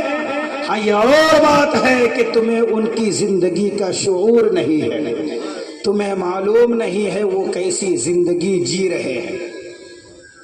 جب شہید کے بارے میں رب نے سمجھا دیا، شہید کی زندگی رب نے بیان کر دی، تو بتائیے نبی کی زندگی کو سمجھنا کوئی مشکل رہا؟ ابھی کچھ دن پہلے جب میں مقام مصطفیٰ بتا رہا تھا تو میں نے اسٹیپ بائی اسٹیپ سب درجے بتایا تھا۔ اب آپ کے ذہن میں آ رہا ہوگا شہید سے کتنے اونچے درجوں کے بعد حضور کا درجہ آتا ہے۔ جب شہید کا یہ مقام ہے کہ وہ زندہ ہے، ان کی زندگی کا ہمیں شعور نہیں، تو پھر نبی کی زندگی کا انسان کیسے سوجھ بوجھ رکھ سکتا ہے اور انسان کیسے اس کا ادراک کر سکتا ہے؟ ہماری سمجھ میں بات نہیں آتی، لیکن ماننا پڑے گا کہ وہ زندہ ہے، ہمیں شعور نہیں ہے۔ تو یہ قرآن پاک کی دلیل۔ اب ایک دلیل جسے ہر انسان سمجھ سکتا ہے، ایک سنی صحیح العقیدہ مسلمان کیا، وہ جس کے عقل میں پردے پڑے ہوئے ہیں نا، وہابی دیوبندی، وہ بھی سمجھ سکتا ہے۔ وہ یہ ہے کہ جب کوئی عورت حاملہ ہوتی ہے، کوئی عورت پریگنینٹ ہوتی ہے، اس کے پیٹ میں جو بچہ پل رہا ہوتا ہے، معلوم ہے جو بچہ وہاں پل رہا ہے 9 مہینے تک کوئی بچہ ماں کے پیٹ میں رہتا ہے، کوئی بچہ 7 مہینے تک رہتا ہے، کوئی 8 مہینے تک رہتا ہے، اللہ کی مرضی، اللہ کی مشیت۔ لیکن بچہ ماں کے پیٹ میں رہتا ہے، مانتے ہیں نا سب؟ کوئی شک ہے؟ نہیں۔ وہ بچہ جو ماں کے پیٹ میں ہے وہ ایک بال کی طرح رہتا ہے، ایک بڑے سے گیند کی طرح، فٹ بال سمجھ لیجئے، اس کی طرح سے اس شیپ بنا رہتا ہے، اس کے اندر بچہ پل رہا ہوتا ہے۔ بتائیے وہاں پر ہوا کا انتظام کون کر رہا ہے؟ بتائیے وہاں وہ بچہ آکسیجن کیسے لے رہا ہے؟ ارے وہ رب جو ماں کے پیٹ میں بچے کو زندہ رکھ سکتا ہے، وہ رب قبر میں اپنے نبی کو زندہ نہیں رکھ سکتا ہے؟ سمجھ گئے آپ حضرات؟ اب مشکل تو نہیں رہا کہ قبر میں اتنی مٹی کے نیچے کیسے کوئی زندہ رہ سکتا ہے؟ درود پاک پڑھے، اللہم صلی علی سیدنا شفیعنا حبیبنا کریمنا نبینا مولانا محمد بارک وسلم، صلو علیہ صلاۃ و سلام علیک یا سیدی یا حبیبی یا رسول اللہ صلی اللہ تعالی علیہ وسلم۔ حضرت عبداللہ بن جابر اور حضرت حذیفہ بن یمان رضی اللہ تعالی عنہما، یہ دونوں صحابی ہیں۔ ان کے مزار مبارک دریائے دجلہ کے قریب بنے ہوئے تھے۔ یہ دونوں حضرات عراق کے بادشاہ کے خواب میں تشریف لائے، اور یہ جو واقعہ ہے نا ابھی 100 سال بھی نہیں گزرے ہیں، 1929 کا واقعہ ہے۔ یہ ہم کس سال میں جی رہے ہیں انگریزی؟ جی 2025، یعنی کہ 4 سال کے بعد 100 سال ہوں گے۔ 1929 عیسوی کا واقعہ بیان کر رہا ہوں، آپ گوگل پہ سرچ کر لینا۔ حضرت حذیفہ بن یمان اور حضرت عبداللہ بن جابر، ان دونوں کے مزار دریائے دجلہ کے کنارے بنے ہوئے تھے۔ یہ دونوں حضرات اس وقت کے عراق کے جو بادشاہ تھے ان کے خواب میں تشریف لاتے ہیں اور فرماتے ہیں ہم دونوں کو یہاں سے نکالو، ہمارے مزار میں پانی آ رہا ہے۔ اس بادشاہ نے کہا، حکم دیا کہ دریا اور ان کے مزار بیچ میں ایک پکی دیوار بنا دی جائے تاکہ پانی ان کے مزار تک نہ آئے۔ دیوار بنا دی گئی، لیکن پھر سے یہ دونوں حضرات خواب میں تشریف لاتے ہیں، فرماتے ہیں ہمیں یہاں سے نکالو، ہمارے مزار میں پانی آ رہا ہے۔ یہ کب کا واقعہ ہے جی؟ 1929، 90 پر 6 سال ہوئے بھی۔ ہاں، پھر سے خواب میں تشریف لائے، فرمایا نکالو، ہمارے مزار میں پانی آ رہا ہے۔ عراق کا جو بادشاہ تھا اس نے علماء سے، مفتیان کرام سے، قاضیان اسلام سے مشورہ کیا۔ انہوں نے مشورہ دیا کہ ہاں ان دونوں حضرات کو نکالا جائے۔ ایک تاریخ فکس ہوئی، ایک ڈیٹ طے پایا کہ فلاں تاریخ کو ان دونوں حضرات کے مزار کو کھولیں گے۔ باضابطہ یہ خبر پیپر میں چھاپا گیا، نیوز پیپر میں آیا۔ اس وقت وہ جو وقت تھا وہ حج کا وقت تھا۔ حجاج کرام نے اس خبر کو پڑھا، سعودی گورنمنٹ نے پڑھا، تو ان سب نے عراق کے بادشاہ کی بارگاہ میں ایک خط لکھا اور کہا اس تاریخ کو تھوڑا لیٹ کر دو، تھوڑا آگے بڑھاؤ تاکہ اس منظر کو ہم بھی اپنی آنکھوں سے دیکھ سکیں، ہم بھی شامل ہو سکیں، ہم بھی شرکت کر سکیں۔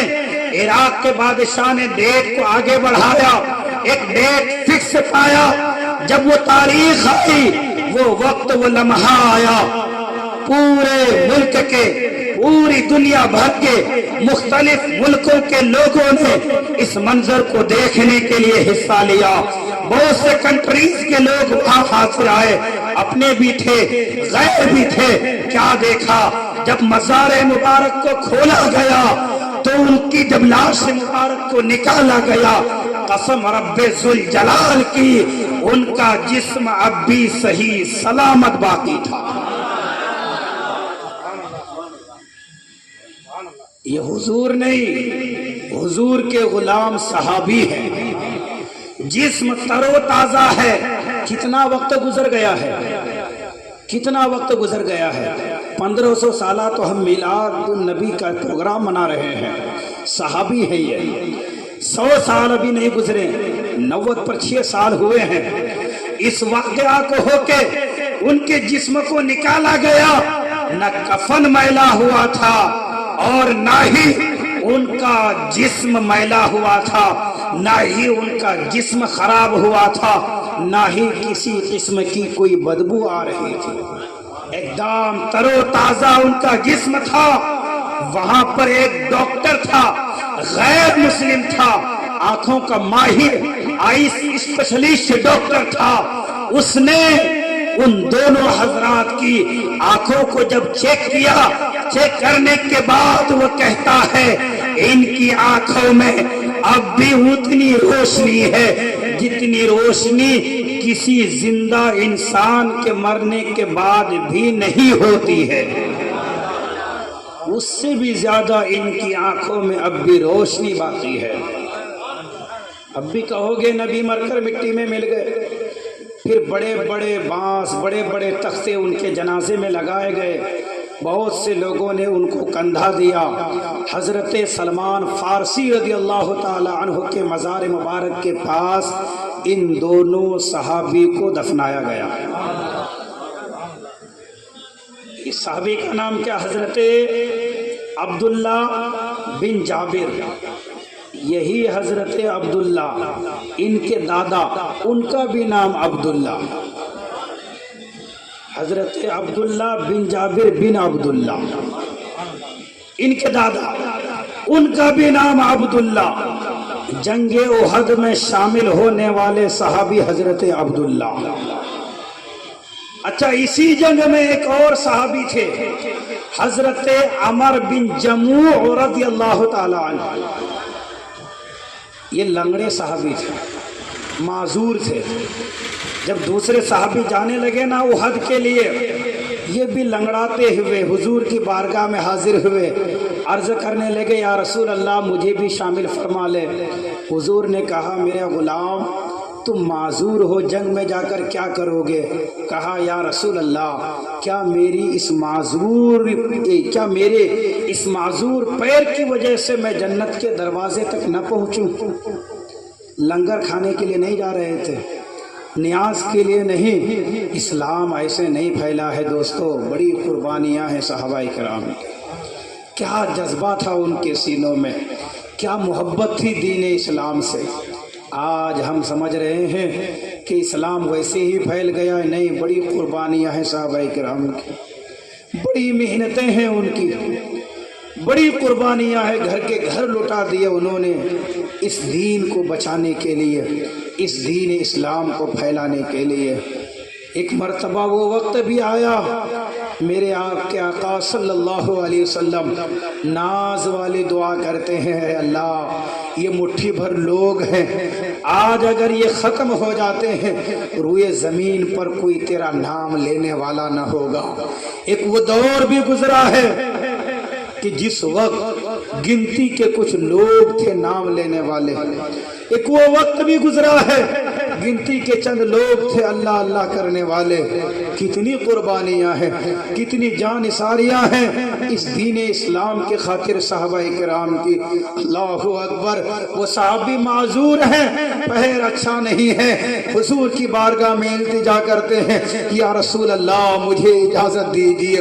حضور منع فرماتے ہیں، التجا کرتے ہیں یا رسول اللہ کیا اس معذور پیر کی وجہ سے میں جنت تک نہ پہنچوں؟ میرے آقا نے اجازت دی۔ وہ صحابی جنگ احد میں شامل ہوتے ہیں، لڑتے لڑتے شہید ہو جاتے ہیں، 7 کافروں کو اس لنگڑے پیر سے انہوں نے جہنم بھیجا ہے۔ یہاں آواز اتنی نیچی نہیں ہونی چاہیے تھی. ہمارا آپ کا ہی دین ہے جس دین کے لیے وہ اس پیر سے جنگ کے لیے تشریف لے گئے تھے. بلند آواز سے کہیے سبحان اللہ. وہ جذبہ آج ہمارے اندر نہیں ہے، وہ کیفیت، وہ محبت ہمارے اندر نہیں ہے. جہاں آپ بہت سی دعائیں مانگتے ہیں نا، وہی آپ ایک دعا یہ بھی مانگے، اے اللہ ہمارے اندر دین کے لیے، تیرے حبیب کے لیے ویسا ہی جذبہ دے جیسا صحابہ کے اندر تھا. یہ بھی دعا مانگا کریں آپ حضرات.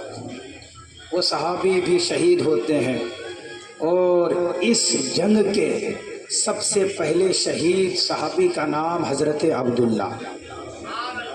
یہی عبداللہ جن کو نکالا گیا تھا نا 1929 میں، ان کے دادا حضرت عبداللہ یہ بھی شہید ہوتے ہیں. لیکن اس وقت غربت کا بھی یہ عالم ہے کہ کفن کے لیے کپڑے بھی نہیں تھے پورے. ایک ایک قبر میں کئی صحابی کو دفن کیا گیا ہے. ایک ایک کفن میں، ایک ایک چادر میں کئی صحابی کو لپیٹا گیا ہے. ان دونوں صحابی کو ایک ہی چادر میں کفن دیا گیا ہے.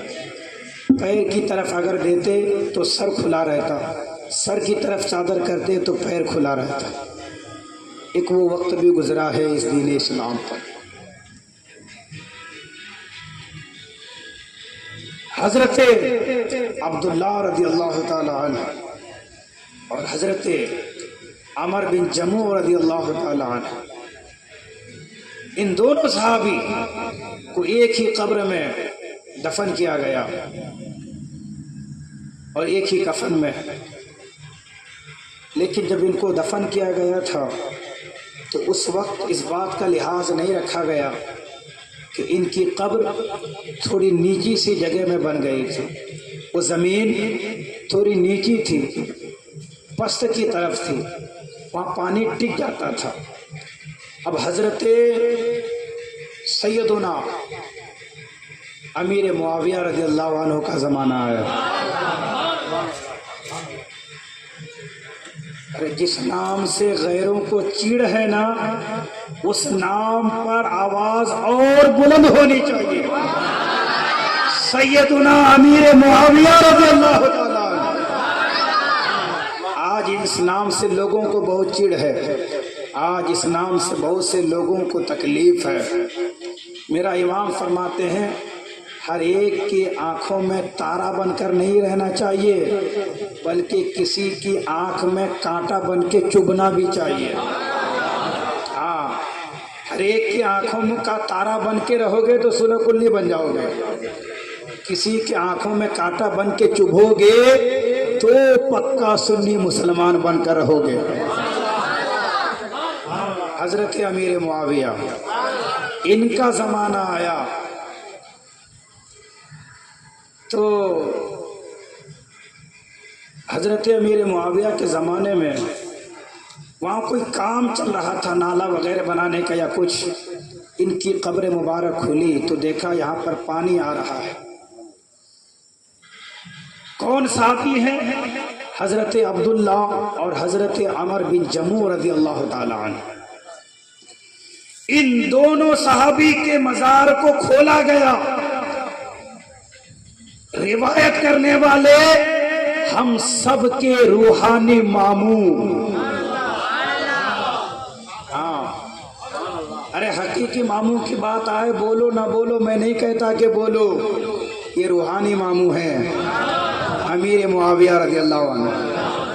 یہ روایت کرتے ہیں کہ جب ان کی قبر مبارک کو کھولا گیا، ان کے مزار مبارک کو کھولا گیا تو کیا دیکھا؟ وہ حضرت عبداللہ جنگ احد کے سب سے پہلے شہید اپنے زخم پر یوں ہاتھ رکھے ہوئے ہیں، یوں ہاتھ رکھے ہوئے ہیں. جب ہم نے ان کے ہاتھ کو ان کے زخم سے ہلایا، فرماتے ہیں اب بھی ان کے جسم سے تر و تازہ خون بہ رہا ہے.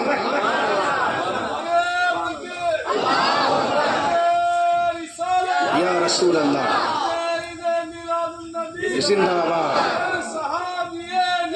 جنتی جنتی जन्नती जन्नती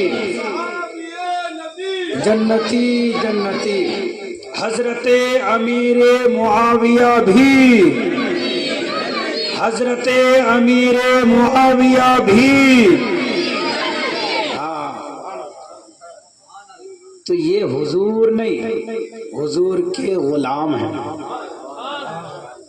हजरत अब्दुल्ला जंग उहद के पहले शहीद, उस जंग को गुजर कर 40 साल का ज़माना गुजर गया था। वो जंग होकर जंग उहद से लेकर जब ये वाक़या पेश आया, बीच में कितना वक्त गुजरा? 40 साल। 40 साल के बाद उनकी कब्र को खोला गया तो फरमाते हैं जो ज़ख्म लगा था वो हज़रत अब्दुल्ला अपने ज़ख्म पर हाथ रखे हुए थे, जब हटाया तो एकदम फ्रेश खून उनके बॉडी से निकल रहा था। कोई इंसान मर जाता है तो बताइए तरो ताज़ा खून निकलेगा? क्या खून बहेगा? नहीं, वो गड्ढा हो जाएगा, बहने की उसमें ताकत नहीं रहती है। तो अगर मरकर मिट्टी में मिल गए तो ये खून कहाँ से निकल रहा है? ये हाथ रखे हुए हैं अपने जख्म की जगह पर, हटाया तो खून आ रहा है। ये जिंदगी इनको किसने दी है? तो मानना पड़ेगा उनके पास इसका कोई जवाब नहीं है।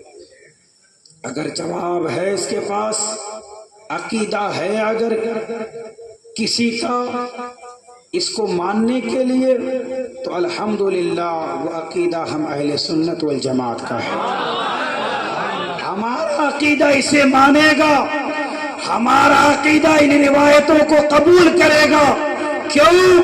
कि हमारे अकीदे की तर्जमानी जो इमाम ने की वो किस तौर पर? तू जिंदा है वल्लाह, तू जिंदा है वल्लाह, मेरे चश्मे आलम से छुप जाने वाला। जिसका ये अकीदा होगा ना कि नबी जिंदा है, तो वो मानेगा कि हाँ अल्लाह की अता से, नबी के सदक़े से नबी के सहाबा भी जिंदा हैं, ताबई भी जिंदा हैं, औलिया अल्लाह भी जिंदा हैं। ये वही अकीदा मानेगा। और जो माज़अल्लाह नबी ही को मुर्दा मान लेगा तो फिर जाहिर सी बात है इन वलियों की मज़ारात पर जाने से रोकेगा, औलिया अल्लाह की बारगाह में जाने से रोकेगा, वो सहाबा को की मज़ार पे जाने से रोकेगा।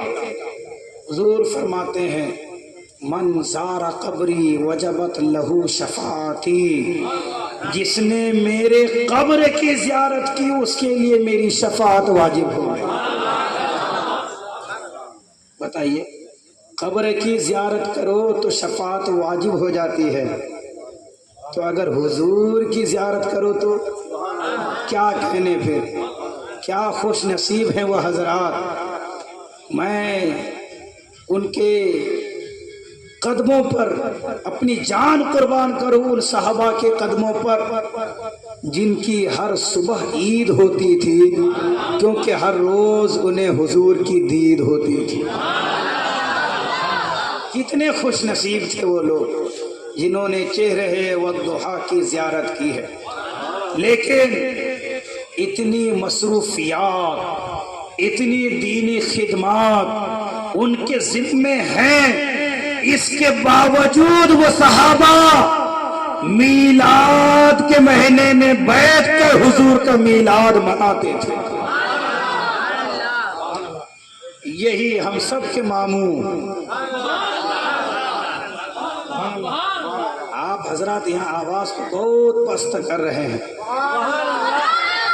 मेरे जहन में कंफ्यूज पैदा ना करें आप हजरात, मुझे कंफ्यूज ना करें। मैं जानता हूँ अल्हम्दुलिल्लाह साफ टनाटन है, लेकिन आपकी आवाज नहीं निकल रही, मैं कंफ्यूज हो रहा हूँ। हम सब के मामू। हाँ, ये हुई अमीर मुआविया के आशिकों वाली आवाज। हजरत अमीर मुआविया फरमाते हैं हम सब बैठे हुए थे, एक मर्तबा हुजूर गुजर रहे थे, पूछा मेरे सहाबा क्या कर रहे हो? सहाबा कह रहे हैं या रसूल अल्लाह नहनु नजलिसुहु, हम बैठे हैं اور اللہ کا شکر ادا کر رہے ہیں۔ میرے صحابہ کس چیز پر؟ فرماتے ہیں منا علینا، میرے رب نے ہم پر احسان کیا ہے یا رسول اللہ آپ کو ہم میں بھیج کر، آپ ہم میں تشریف لائے، آپ کو رب نے ہمارے درمیان بھیجا، اس بھیجنے پر ہم بیٹھ کر اللہ کا شکریہ ادا کر رہے ہیں۔ یا رسول اللہ آپ آئے تو ہمیں ہدایت مل گئی، یا رسول اللہ آپ آئے تو زندگی جینے کا ہمیں سلیقہ مل گیا، یا رسول اللہ آپ آئے تو ماں کی عظمت، باپ کا مقام ہمیں پتہ چل گیا، یا رسول اللہ آپ آئے تو ہمیں بیٹیوں سے محبت ہونے لگی، یا رسول اللہ آپ آئے تو ہمیں پتہ چلا ان بیٹیوں کو زندہ دفن نہیں کرنا چاہیے بلکہ یہ بیٹی تو اللہ کی رحمت ہوا کرتی ہے، یا رسول اللہ آپ آئے تو بتایا ان ماؤں کو بازاروں میں بیچنا نہیں چاہیے، ان کے ماؤں کے قدموں کے نیچے آپ نے جنت کو رکھ دیا، یا رسول اللہ آپ آئے تو ہمیں رب کا پتہ چل گیا، آپ آئے تو یا رسول اللہ ہماری پیشانیوں کو ہر جگہ سے بے نیاز کر کر ایک رب کی بارگاہ میں جھکا دیا۔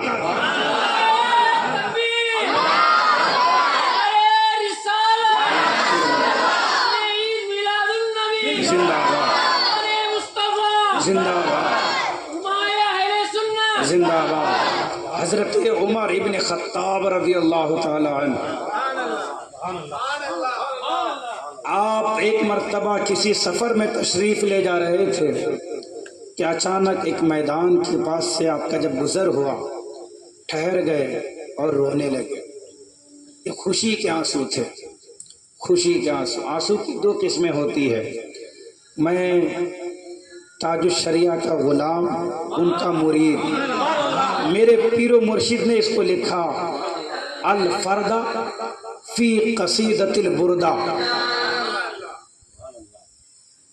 الفردہ فی قصیدۃ البردہ، یہ میرے پیر و مرشد حضور تاج الشریعہ نے ایک کتاب لکھی ہے قصیدہ بردہ کی تشریح میں۔ ہاں، اس میں حضور تاج الشریعہ فرماتے ہیں کہ آنسوؤں کی بھی دو قسمیں ہوتی ہے۔ ہاں، یہ اعلیٰ حضرت کے علم کے سچے وارث کا نام تاج الشریعہ ہے۔ اعلیٰ حضرت کا کیا کہنا کہ جب قلم اٹھا اعلیٰ حضرت کا جس موضوع پر، جس ٹاپک پر، تو آپ نے اس ٹاپک کو ایک دم پانی پانی کر دیا، ہر گوشے ہر شوشے جتنے بھی اس میں جو کچھ بیان ہونے تھے سب کچھ آپ نے بیان کر دیا۔ اسی اعلیٰ حضرت کے سچے وارث کا نام تاج الشریعہ۔ آپ فرماتے ہیں آنسوؤں کی بھی دو قسمیں ہوتی ہے، ایک وہ آنسو جو غم میں نکلتا ہے نا، کسی کا انتقال ہو جائے، بڑا نقصان ہو جائے، آنسو نکلتے ہیں، یہ غم کا آنسو ہوتا ہے۔ ایک آنسو کو جو خوشی کے آنسو ہوتے ہیں، دونوں آنسو میں فرق ہوتا ہے۔ جو غم والا آنسو ہوتا ہے نا، یہ تھوڑا گرم ہوتا ہے، جو خوشی والا آنسو ہوتا ہے اس میں اتنی گرمی نہیں ہوتی ہے۔ حضرت عمر گزر رہے ہیں، ایک میدان کو دیکھا، رونے لگے، خوشی کے آنسو نکل رہے ہیں۔ لوگوں نے کہا امیر المومنین آدھی دنیا کے مالک ہیں، آدھی دنیا کے حکمران ہیں، یہ کوئی رونے کا تو موقع نہیں ہے، کیوں رو رہے ہیں؟ امیر المومنین فرماتے ہیں میں وہی عمر، وہی خطاب کا بیٹا ہوں، یہ وہی میدان تھا، میرا باپ خطاب مجھے یہاں لے کر آیا تھا۔ عمر یہ چند اونٹ ہے، بیٹے ان اونٹوں کو ایک لائن میں رکھو، ایک لائن میں کھڑے کرو ان اونٹوں کو۔ حضرت عمر کہتے ہیں میرا باپ خطاب نے مجھے حکم دیا تھا اونٹوں کو ایک لائن میں سیدھا کھڑا کرنے کے لیے۔ ایک وقت تھا خطاب کے بیٹے عمر سے اونٹ بھی لائن میں سیدھے طور پر کھڑے نہیں ہو رہے تھے۔ یہ آمنہ کے لال کا صدقہ ہے، ایک آواز دیتا ہوں سارے مسلمان ایک لائن میں کھڑے ہو جاتے ہیں۔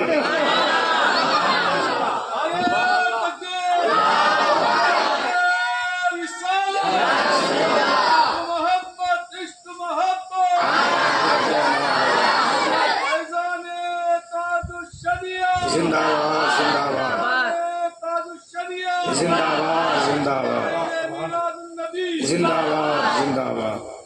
تو صحابہ کہتے ہیں یا رسول اللہ، اللہ نے ہم پر احسان کیا کہ آپ کو ہم میں بھیجا۔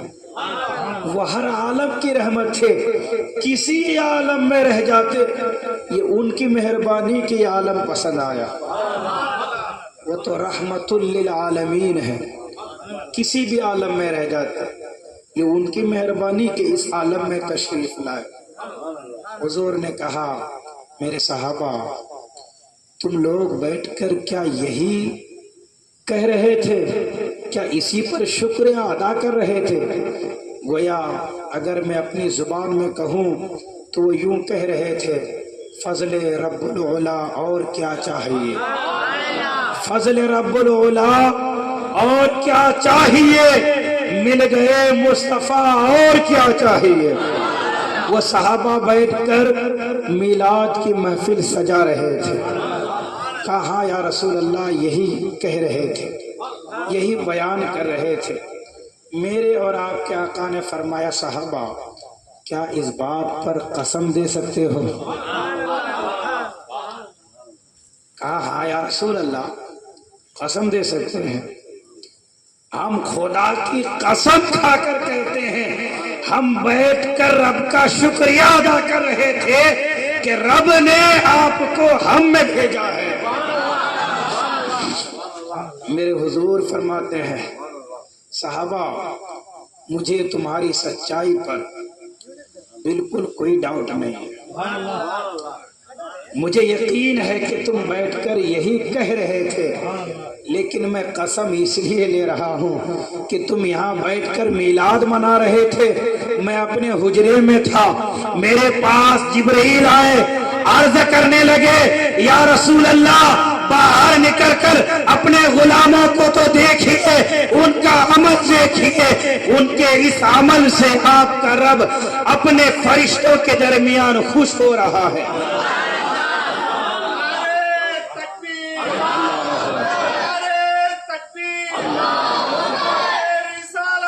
رسول اللہ یا رسول اللہ زندہ باد زندہ باد زندہ باد زندہ باد۔ حضرت جبرائیل کہتے ہیں یا رسول اللہ یہ بیٹھ کر فرش زمین پر آپ کا میلاد منا رہے تھے، ادھر عرش بری پر آپ کا رب آپ کے صحابہ پر فرشتوں کے درمیان فخر فرما رہا ہے، اور آپ کا رب فرماتا ہے فرشتوں سے میرے فرشتوں دیکھو میں نے انہیں اپنا محبوب دیا، یہ بھول نہیں گئے، اب بھی بیٹھ کر میرے حبیب کا میلاد منا رہے ہیں۔ اللہ اکبر یا رسول اللہ زندہ باد زندہ باد۔ اور اللہ کی ذات سے یقین ہے، میرا ایمان میرا وجدان میرا عشق یہ کہتا ہے کہ آج میرا رب اپنے فرشتوں کے درمیان فخر فرما رہا ہے، میرے فرشتوں دیکھو میرے حبیب کی آمد کو 1500 سال گزر گئے ہیں، لیکن آج بھی مسجد رضا کے پاس بیٹھ کر میرے حبیب کی امت میرے حبیب کا میلاد منا رہے ہیں۔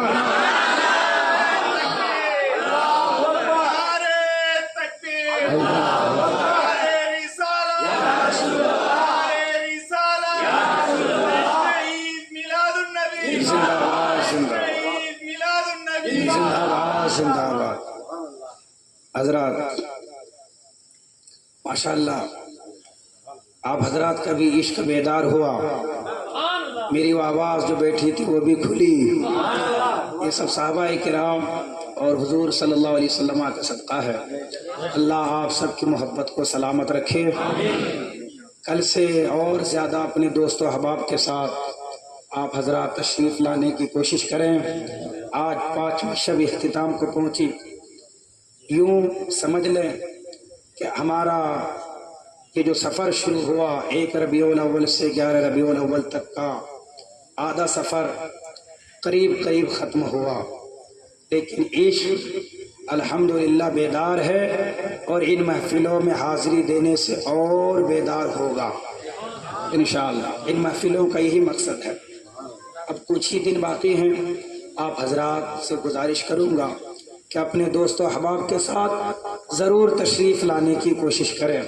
اور حضرات کا اعلان یہ ہے کہ جو حضرات بھی اس بابرکت محفل کے سجانے میں یا 12 تاریخ کو ہمارے ہاں جو لنگر کا انتظام ہوتا ہے اس میں جو بھی حضرات حصہ لینا چاہتے ہیں ان سب سے گزارش کروں گا کہ امیر بھائی کے پاس یا جھنڈا بادشاہ بھائی کے پاس یا میرے پاس بھی آ کر آپ حضرات اپنا چندہ لکھوا سکتے ہیں.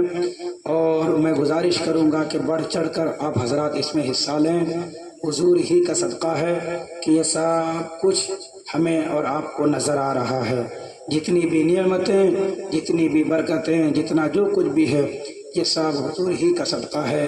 میرے امام فرماتے ہیں نعمتیں بانٹتا جس سمت و ذیشان گیا، ساتھ ہی منشی رحمت کا قلم دان گیا. یہ حضور ہی کا سب صدقہ ہے. لہٰذا حضور کے نام پر آپ حضرات ضرور اس میں حصہ لیجئے اور بڑھ چڑھ کر حصہ لیجئے. اپنی طرف سے اپنے مرحومین کے ایصال ثواب کے لیے ضرور آپ حضرات اس میں بڑھ چڑھ کر حصہ لیں. بیٹھے تھوڑی دیر بس کچھ سوال. جی اچھا 5000 ماشاء اللہ. ہمارے جعفر بھائی کی طرف سے 5000 روپے اللہ تبارک و تعالیٰ. اچھا ماشاء اللہ. ناشتے کا بھی اس دن انتظام رہے گا ان کی طرف سے. اللہ تبارک و تعالیٰ ان کی رزق میں کمائی میں بے حساب اپنی رحمت برکت نازل فرمائے. 12ویں کا صدقہ انہیں نصیب فرمائے. 5000 روپے سے یہ تعاون کر رہے ہیں اور اس دن ناشتے کا ان کی طرف سے انتظام رہے گا. وقت تو کافی ہو چکا ہے. چلیے کچھ آسان سے سوال کر لیتا ہوں تاکہ آپ حضرات اس کے آسانی کے ساتھ جواب دے سکیں. یہ بتائیے جو کپڑا ناپاک ہو جاتا ہے تو اگر وہ نچوڑنے کے لائق ہے تو اس کو پاک کرنے کا تو طریقہ یہ ہے وہ میں بتا دیتا ہوں کہ اس کو 3 مرتبہ اچھے سے نچوڑا جائے. ایک بار نچوڑے، پانی میں ڈالے، نکالے، اس کو پھر سے اچھے سے نچوڑ دیے، وہ پانی پھینکے، دوسرا پانی لیے، پھر سے ویسے نچوڑنا. یہ 3 مرتبہ کریں گے کپڑا پاک ہو جائے گا. یہ کون سا کپڑا ہے؟ وہ کپڑا جو نچوڑنے کے لائق ہو. لیکن اگر ایسا کپڑا یا ایسی چیز جو نچوڑنے کے لائق نہیں، مثلا گدا ہے، گدے کو کیا بولتے ہیں؟ نالی. ہاں، اگر اس پہ بچے نے پیشاب کر دیا تو بتائیے اس کے پاک کرنے کا طریقہ کیا ہوگا؟ امیر بھائی ہاں چلیے. پہلے پانی میں ڈال کر سوکھنے ڈالنا، پھر کو سوکھے کے بعد پھر کو پانی بار کرنا. جی جی جی بالکل صحیح جواب ہے. پانی میں ڈالیں گے، اس کو لٹکا دیں گے. پورا سوکھنا بھی ضروری نہیں ہے. پانی ٹپکنا بند ہو جائے بس کافی ہے. ٹھیک ہے، پانی ٹپکنا بند ہو جائے آپ اس کو پھر سے پانی میں ڈالیے، پھر سے آپ سوکھنے ڈالیے. 3 مرتبہ کریں گے وہ کپڑا پاک ہو جائے گا. ماشاءاللہ صحیح درست جواب ہے. اچھا، جمعے کے خطبے میں جب حضور کا نام آتا ہے تو وہاں پر حضور کا نام سن کر درود شریف پڑھنا چاہیے یا نہیں؟ 1 منٹ، ابھی سوال پورا نہیں ہوا ہے. درود شریف پڑھنا چاہیے یا نہیں؟ اور انگوٹھا چومنا چاہیے یا نہیں؟ اگر ابھی بھی سوال پورا نہیں ہوا ہے بھائی، پہلے سوال پورا ہونے دیجئے، پھر میں سمجھتا ہوں کہ بہت سے ہاتھ گر جائیں گے. میں کبھی کبھی مذاق میں ایسی باتیں کر لیتا ہوں، اب حضرت دل پہ نہ لیجئے گا. ہاں، تو انگوٹھا چومنا چاہیے یا نہیں؟ اگر نہیں چومنا چاہیے تو کیوں؟ اور اگر چومنا چاہیے تو کیوں؟ اب میرا سوال پورا ہوا. ضیاء بھائی ہاں چلیے. جی بالکل. انگوٹھا چومنا نہیں چومنا؟ کیوں نہیں؟ نہیں، جواب پورا دیجیے. بولیے بولیے. جی جی جی اور قریب آپ 70% جواب دے چکے ہیں، تھوڑا سا باقی ہے. پورا جواب آتا ہے؟ آپ پورا جواب آتا ہے تو کھڑے ہو جائیے، جواب دے دیں. خطبہ سننا واجب ہے. جی بالکل. انگوٹھا چومنا سنت ہے. جی جی جی جی واجب ادا کرنا ہے. جی جی جی واجب کا جو مقام ہوتا ہے یہ سنت سے بلند ہوتا ہے. یہ پورا جواب ہوا. اسی لیے واجب کو ادا کیا جائے گا اور سنت جو ہے انگوٹھا چومنا اس کو چھوڑ دیا جائے گا. ٹھیک ہے، یہ ہوا پورا مسئلہ. ویسے اللہ فرماتا ہے وَتَعَاوَنُوا عَلَى الْبِرِّ وَالتَّقْوَىٰ، نیکی کے کاموں میں ایک دوسرے کی مدد کیا کرو. تو کیا خالہ کا بیٹا ہے اس لیے مدد تو نہیں کر رہے ہیں آپ؟ ایک نہیں، دو رشتے ہیں. ایک انما المؤمنون اخوہ، مسلمان ہونے کی وجہ سے ایک تو یہ بھائی والا رشتہ ہے، ایک خاص خالہ کے بھی بیٹے ہیں، ایک یہ رشتہ ہے. دو رشتے ہیں. اللہ اس رشتے کو سلامت رکھے، پیار و محبت والی ہم سب کو زندگی نصیب فرمائے. ہاں سوال باقی ہے. ہمارے باڈی سے کتنا خون نکلے تو وضو ٹوٹتا ہے؟ کلیم بھائی. ہاں بولے.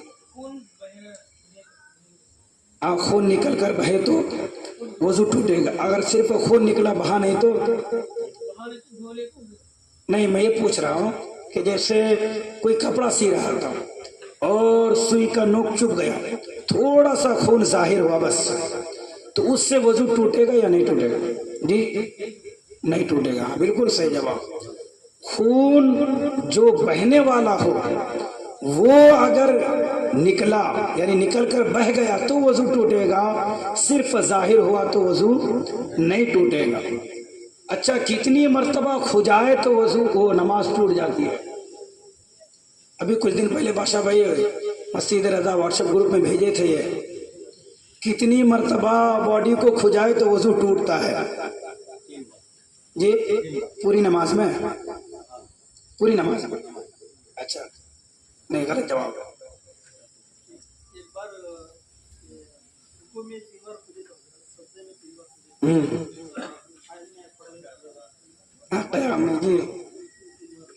جی ہاں، ایک رکن میں اگر 3 بار یا اس سے زیادہ کھجاتے ہیں تو وضو ٹوٹے گا.